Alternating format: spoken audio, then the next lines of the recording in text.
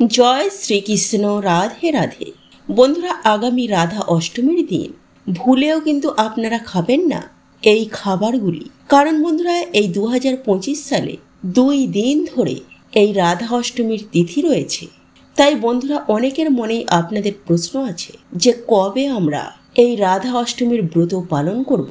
এবং রাধা অষ্টমীর দিন কিন্তু বন্ধুরা, আমাদের কিছু ফল, কিছু সবজি এবং কিছু খাবার একদমই খেতে নেই, যা সারা বছর বন্ধুরা আমাদের বাড়িতে, আমাদের জীবনে রোগ ব্যাধি দুর্ভাগ্য রূপে ফিরে আসে। তাই বন্ধুরা, ভুলেও কিন্তু আপনারা এই দিনে এই 5টি খাবার একদমই খাবেন না, নইলে নিজেরাই কিন্তু বন্ধুরা আপনারা দুর্ভাগ্য ডেকে আনবেন।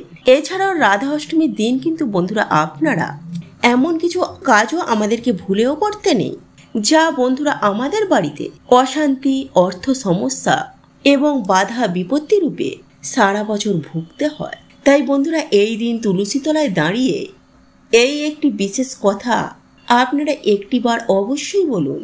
দেখবেন আপনাদের জীবন থেকে সকল দুঃখ দারিদ্রতার কেমন নাশ হয়েছে।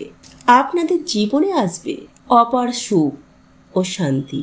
ফলে আপনাদের পরিবার থেকে সকল দুঃখ দরিদ্রতা, ঝগড়া ঝামেলা, অশান্তি এতে অনেকেই নাশ হয়ে যায়। ফলে আপনাদের পরিবারে শ্রীবৃদ্ধি ফিরে আসবে।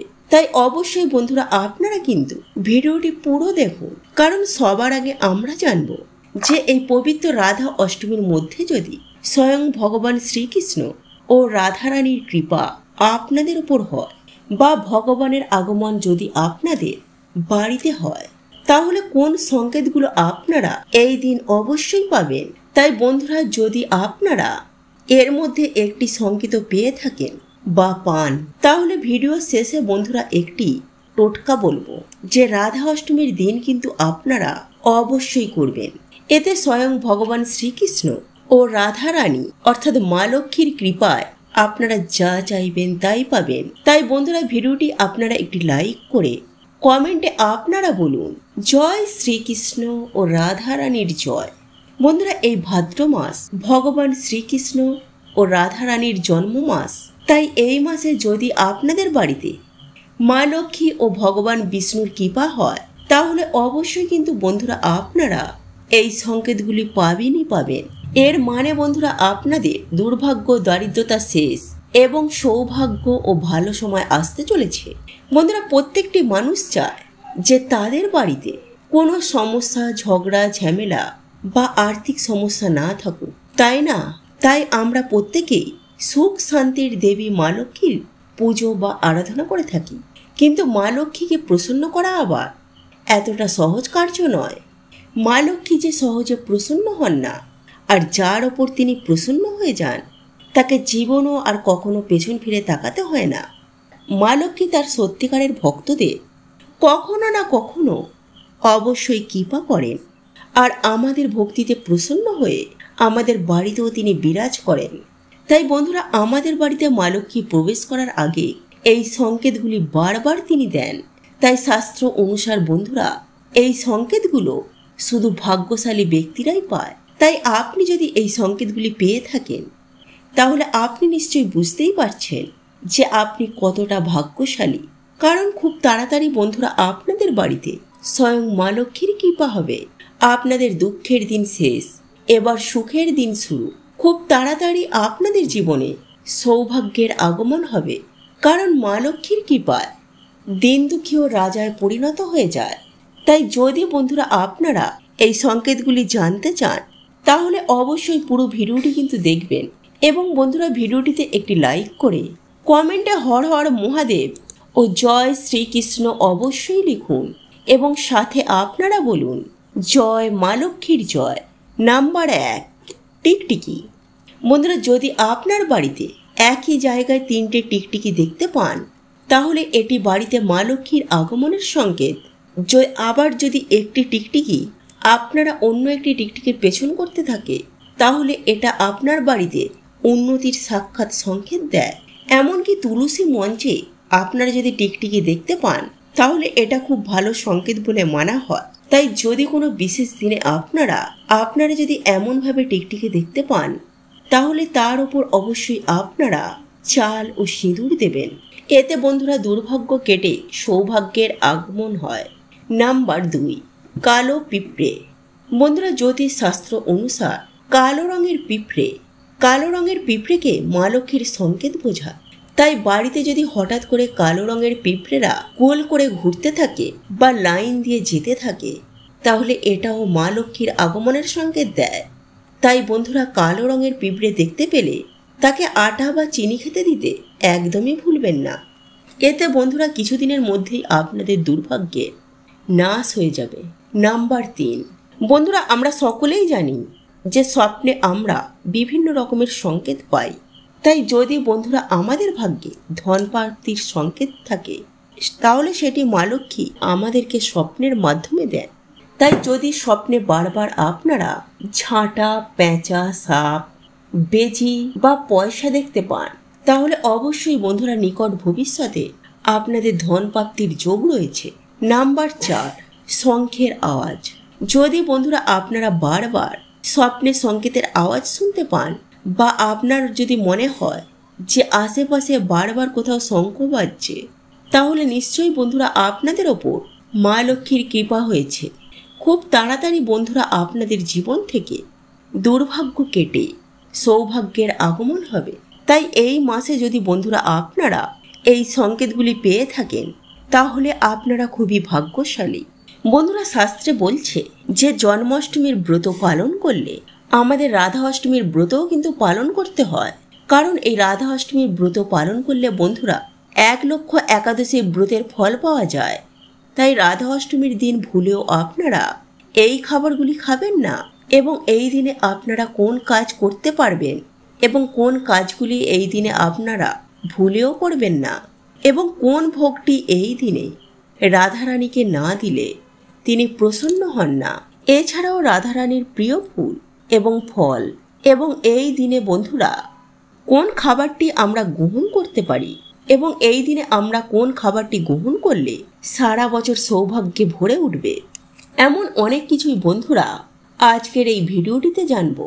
তাই অবশ্যই বন্ধুরা আপনারা ভিডিওটি পুরো দেখুন এবং ভিডিওটিতে বন্ধুরা আপনারা একটি লাইক করে কমেন্টে আপনারা বলুন জয় শ্রীকৃষ্ণ, জয় শ্রী রাধে রানীর জয়। বন্ধুরা জন্মাষ্টমীর ঠিক 15 দিন পর পালিত হয় এই রাধা অষ্টমীর ব্রত। কারণ এই দিনেই বন্ধুরা শ্রীমতী রাধা রানীর এই মর্তলোকে অবতীর্ণ হয়েছিলেন। তাই বন্ধুরা এই বছর অর্থাৎ 2025 সালে এই অষ্টমী তিথি শুরু হয়ে যাচ্ছে আগামী 30শে আগস্ট, ইংরাজি 13ই ভাদ্র শনিবার রাত 10:46 থেকে আগামী 1 সেপ্টেম্বর 15ই ভাদ্র মধ্যরাত 12:57 পর্যন্ত, মানে 31শে আগস্ট রবিবার শেষ হয়ে রাত 12:57 ছাড়ছে এই রাধা অষ্টমীর তিথি। ফলে বিশুদ্ধ সিদ্ধান্ত পঞ্জিকা অনুসারে আগামী 31শে আগস্ট 14ই ভাদ্র রবিবার দিন পালিত হবে 2025 সালের রাধা অষ্টমীর ব্রত। এবং শাস্ত্র অনুসারে যেহেতু বন্ধুরা শ্রীমতী রাধারানী দুপুরে মর্তলোকে অবতীর্ণ হয়েছিলেন, তাই এই দিন বাড়িতে শ্রীমতী রাধারানীর পুজো সবথেকে শুভ সময় হচ্ছে রবিবার সকাল 10টা থেকে বেলা 12:30 এবং দুপুরে 12টা থেকে দুপুর 2টো পর্যন্ত। তাই এই দিনে বন্ধুরা আপনারা কি কি খাবার খাবেন না, কোন কার্যগুলো এই দিনে আপনারা ভুলেও করবেন না, চলুন বন্ধুরা আমরা জেনে নিই। নাম্বার 1, বন্ধুরা ব্রতের আগের দিন কিন্তু আপনারা কোনো রকমের আমিষ, পেঁয়াজ, রসুন এবং নেশাভাম কিন্তু ভুলেও করবেন না। কারণ বন্ধুরা ব্রতের আগের দিন অবশ্যই আমাদেরকে কিন্তু নিরামিষ আহার গ্রহণ করতে হয়। তাই পারলে অবশ্যই এই দিন আপনারা ভগবানকে ভোগ নিবেদন করে বাড়িতে সকলে ভোগ গ্রহণ করুন। এরপর রাতে ঘুমানোর আগে রাধারানী এবং ভগবান শ্রীকৃষ্ণকে আপনাদের বাড়িতে আমন্ত্রণ জানিয়ে তারপর ঘুমিয়ে পড়ুন। নাম্বার 2, এর পরের দিন বন্ধুরা আপনারা সকাল সকাল মানে ব্রহ্ম মুহূর্তে ঘুম থেকে উঠবেন। তারপর বন্ধুরা আপনারা মা গঙ্গাকে প্রণাম করে আপনারা সকালে স্নানটি করে নেবেন। এরপর স্নান করে এসে আপনারা পরিষ্কার জামা কাপড় পরে ভগবানের আরতি করে আপনারা একটি সংকল্প নেবেন যে আজ আপনারা ভক্তি মনে ভগবানের এই ব্রত সম্পূর্ণ করবেন। নাম্বার 3, এছাড়াও বন্ধুরা এই দিনে কোনো রকমের কিন্তু খারাপ কার্য বা অধার্মিক কার্য একদমই করবেন না, কারণ মনে এই দিনে কিন্তু আপনারা কোনো রকমের দুঃখ দেবেন না। এই দিনে যদি বন্ধুরা আপনাদের বাড়িতে কেউ আসে তাহলে তাকে কিন্তু আপনারা খালি হাতে কখনোই ফেরাবেন না, কারণ এই দিনে ভগবান ভক্তের পরীক্ষা নিতে কী রূপে যে বাড়িতে চলে আসে তা কে ভুলতে পারে। তাই এই দিনে বন্ধুরা আপনারা বেশি করে হরিনাম করুন, গীতা পাঠ করুন বা গীতা শ্রবণ করুন এবং আপনার সামর্থ্য অনুযায়ী বন্ধুরা এই দিনে ভগবানের পুজো দিতে কিন্তু একদমই ভুলবেন না। এবং সন্ধ্যাবেলায় আপনারা তুলসী মঞ্চে একটি প্রদীপ দেখান। ভগবানের এই দিনে আপনারা আরতি করুন। এছাড়াও এই দিনে বন্ধুরা আপনারা রাধারানীর সবথেকে প্রিয় ফুল ও ফল হচ্ছে কাঠগোলাপ এবং আতা। তাই বন্ধুরা পারলে এই দিনে অবশ্যই কিন্তু এই ফুল ও ফল রাধারানীকে অবশ্যই নিবেদন করবেন। এছাড়াও এই দিন যে কোনো সাদা বা সুগন্ধি হলুদ ফুল এবং পদ্ম রাধারানীর খুবই প্রিয়। তাই পারলে আপনারা এই দিনে আপনারা সিংহাসন বা রাধারানীর ফটো বা মূর্তিকে ভালো করে সাজান এবং এই দিনে আপনারা রাধারানীকে যে ভোগগুলি নিবেদন করবেন তা হচ্ছে ক্ষীর, রাবড়ি, মালপোয়া, রাধাবল্লভী বা অন্নভোগ। এবং প্রত্যেকটি ভোগে যেন বন্ধুরা রাধারানীর প্রিয় তুলসী পাতা থাকে। নাম্বার 4, বন্ধুরা এই দিনে যারা আপনারা ব্রত রাখছে তারা দুপুরে রাধারানীর এই মহা অভিষেক ও মহাব্রত পালন করার পর সেই প্রসাদ আপনারা সকলকে বিতরণ করে দুপুর 12টার পর আপনারা এই প্রসাদ খাবেন। এবং এই দিনে সবাই কিন্তু আপনারা কোনো রকমের মাছ, মাংস, ডিম, পেঁয়াজ, রসুন এবং কোনো রকমের নেশাভাম বা পরনিন্দা কিন্তু একদম করবেন না। তাই বন্ধুরা এই দিন তুলসী তলায় দাঁড়িয়ে এই একটি বিশেষ কথা আপনারা একটিবার অবশ্যই বলুন। দেখবেন আপনাদের জীবন থেকে সকল দুঃখ দারিদ্রতার কেমন নাশ হয়েছে। আপনাদের জীবনে আসবে অপার সুখ ও শান্তি। ফলে আপনাদের পরিবার থেকে সকল দুঃখ দরিদ্রতা, ঝগড়া, ঝামেলা, অশান্তি এতে অনেকেই নাশ হয়ে যায়। ফলে আপনাদের পরিবারে শ্রীবৃদ্ধি ফিরে আসবে।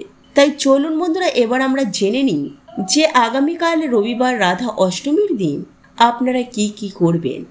এবং বন্ধুরা ভিডিওটিতে একটি লাইক করে কমেন্টে জয় শ্রীকৃষ্ণ এবং রাধারানীর জয় অবশ্যই লিখুন। তাই বন্ধুরা এই প্রক্রিয়াটি করার আগে আপনারা আপনাদের বাড়ির তুলসী মঞ্চটিকে ভালো করে ধুয়ে ফেলবেন। সেই তুলসী মঞ্চে যেন কোনো রকমের ময়লা বা নোংরা না থাকে। এরপর বন্ধুরা আপনারা বাড়ির তুলসী মঞ্চে যেমন সন্ধ্যার প্রদীপ দেখান ঠিক তেমনই দেখাবেন এবং সেই প্রদীপটি আপনারা আপনাদের বাড়ির সদর দরজায়, আপনাদের বাড়ির ঠাকুর ঘর এবং পারলে বন্ধুরা সেই প্রদীপের আলো আপনাদের বাড়িতে ছড়িয়ে দিন। এতে বন্ধুরা যদি আপনাদের বাড়িতে কোনো রকমের কোনো নেগেটিভ শক্তি থাকে তাহলে তা দূর হয়ে যাবে। এবং এই প্রক্রিয়াটি বন্ধুরা আপনারা প্রত্যেক দিনই করতে পারেন। এছাড়াও বন্ধুরা আপনারা সপ্তাহে অন্তত একদিন কর্পূর অবশ্যই ধরাবেন। এর গন্ধে বন্ধুরা বাড়ি থেকে নেগেটিভ এনার্জিরা একদম সহ্য করতে পারবে না, দূরে সরে যাবে। এর ফলে বাড়ি থেকে নেগেটিভ এনার্জিগুলো বাড়ি থেকে বিদায় নেবে। এবং ঠাকুর ঘরে বসে আপনারা মা লক্ষ্মীর আরাধনা করে আপনারা অবশ্যই লক্ষ্মী পাঁচালী আপনারা অবশ্যই পাঠ করুন। এতে বন্ধুরা মা লক্ষ্মী অত্যন্তই প্রসন্ন হন। এরপরে বন্ধুরা আপনারা তুলসী মঞ্চে গিয়ে এই মন্ত্রটি 3 বার পাঠ করবেন। আর সেই মন্ত্রটি হলো বন্ধুরা নম তুলসী কল্যাণী, নম বিষ্ণুপ্রিয়ে শুভে, নম মোক্ষ প্রদে দেবী, নম সম্প্রদ প্রদায়ীকে। বন্ধুরা এইভাবে এই মন্ত্রটি আপনারা তুলসী মঞ্চে দাঁড়িয়ে 3 বার পাঠ করবেন। কারণ বন্ধুরা এই মন্ত্র পাঠ করাতে আমাদের ধন, ঐশ্বর্য ও মোক্ষ প্রাপ্তি হয়। তাই বন্ধুরা যখন আপনারা কালকের দিনে এই প্রক্রিয়াটি করবেন এবং করার পর আপনারা ভগবানকে বলবেন যে হে প্রভু, আমি যে আজকে কার্যটি করলাম যার ফলে আমি যে পুণ্য অর্জন করেছি তার অর্ধেক পুণ্য আমি আমার মৃত প্রিয়জনকে দান করলাম। তাদের আত্মাকে তুমি শান্তি প্রদান করো। বন্ধুরা, আপনারা কি জানেন এই রাধা অষ্টমীর দিন এই 5টি কাজ করলে কখনোই মা লক্ষ্মীর কৃপা হয় না, সর্বদাই তাদের জীবনে দুর্ভাগ্য লেগেই থাকে এবং এই কাজগুলো বন্ধুরা করলে মহাদেবও প্রচণ্ড রুষ্ট হয়ে যান এবং শনিদেবের বক্রদৃষ্টিও তাদের জীবনে এসে পড়ে। তাই বন্ধুরা, ভুলেও আমাদের এই কাজগুলো কখনোই করা উচিত নয়। এমন মানুষ বন্ধুরা কেঁদে কেঁদে চোখের জল ফেললেও ভগবান তাদের প্রার্থনা কখনোই শোনেন না। তো এই ছিল আমাদের আজকের ভিডিওটি কেমন লাগলো তা কমেন্ট করে অবশ্যই নিজের মতামত জানাবেন। ভালো লেগে থাকলে অবশ্যই একটি লাইক করবেন। কমেন্টে ভক্তি, ভালোবাসা ও শ্রদ্ধার সহিত জয় মা লক্ষ্মী দেবীর জয় বা জয় শ্রীকৃষ্ণ রাধে রাধে একটি বারের জন্য হলেও লিখে যাবার জন্য অনুরোধ জানাচ্ছি। আর আপনি যদি আমাদের চ্যানেলে নতুন দর্শক হয়ে থাকেন তো বিশেষভাবে অনুরোধ করব চ্যানেলটি অবশ্যই সাবস্ক্রাইব করে পাশে থাকা নোটিফিকেশন বেল আইকনটি অন করে রাখবেন। তাহলে সকলে সুস্থ থাকুন, ভালো থাকুন পরম করুণাময় ঈশ্বরের অশেষ কৃপায়। তো আবারও কথা হবে আপনাদের সাথে নতুন কোনো ভিডিওর বিষয় নিয়ে।